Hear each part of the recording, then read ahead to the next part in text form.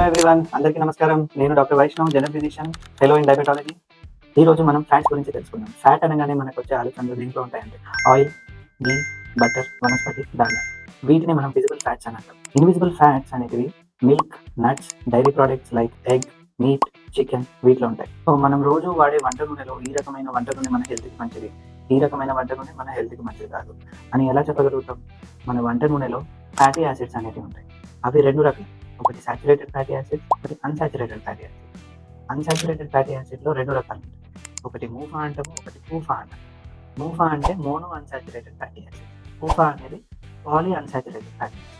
So ఈ saturated fatty acids, unsaturated fatty acids మన బాడీని ఎలా ఎఫెక్ట్ చేస్తాయి?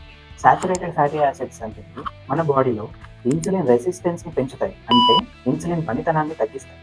ఈ అన్సాచురేటెడ్ ఫ్యాటీ యాసిడ్స్ ఇన్సులిన్ రెసిస్టెన్స్ని తగ్గిస్తాయి, అంటే ఇన్సులిన్ పనితనాన్ని పెంచుతాయి.